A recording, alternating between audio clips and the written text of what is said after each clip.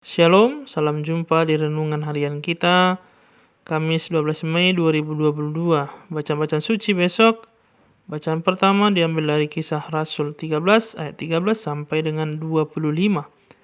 Injil diambil dari Injil Yohanes 13 ayat 16 sampai dengan 20. Allah yang kita imani adalah Allah yang selalu dekat, menyapa dan menyertai kita. Sejak awal mula penciptaan, tampak jelas bahwa Allah tidak hanya berkarya, selain mencipta, Ia juga terus terlibat, menyelamatkan dan menyertai umat manusia sampai akhir zaman. Allah selalu hadir dalam hidup manusia dan tidak pernah meninggalkannya. Saudara-saudari yang terkasih, Rasul Paulus dalam bacaan pertama dalam khotbahnya mengingatkan kembali kepada banyak orang akan kasih penyertaan Allah bagi manusia. Allah telah membebaskan Israel dan membawa mereka keluar dari tanah Mesir menuju tanah terjanji. Allah kemudian menggunakan utusannya, yakni para nabi, dan bahkan putranya sendiri untuk menyuarakan kehendaknya. Itulah yang disebut sejarah keselamatan, dan keselamatan itu diterima oleh manusia supaya manusia memperoleh keselamatan. Sayang, dalam kenyataan sapaan kasih Allah tersebut tidak selalu diterima baik oleh manusia. Manusia selalu mempergunakan kehendaknya sendiri dan tidak berkenan melakukan apa yang dikehendaki oleh Allah.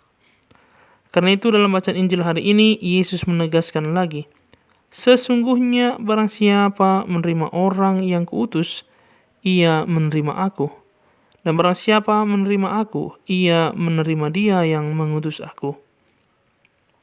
Yesus meyakinkan para rasul bahwa mereka punya kuasa perutusan dari Allah sendiri melalui dirinya. Dari pihak para penerima utusan, sabda Tuhan hari ini juga mau mengajak kita dan semua orang untuk terbuka menerima siapapun yang diutus Allah untuk menyuarakan kebenaran, keadilan, dan keselamatan. Tongkat estafet perutusan dalam sejarah keselamatan Allah terus berlangsung secara berkesinambungan. Yesus mengutus para rasulnya untuk mengatakan kabar gembira. Kehadiran para rasul bukan hanya ketika Yesus ada bersama mereka, melainkan juga aktif walaupun Yesus telah naik ke surga, supaya warta gembira sampai kepada semua orang, dan orang yang mendengar dan melaksanakannya memperoleh keselamatan.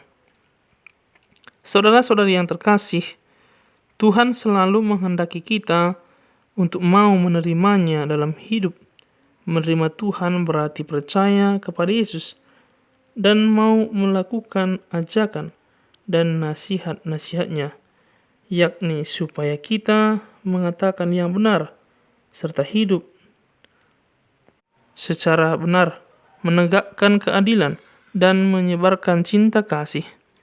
Cara hidup seperti ini akan sanggup kita laksanakan bila kita mau bertobat dari pembangkangan hidup kita yang tidak benar,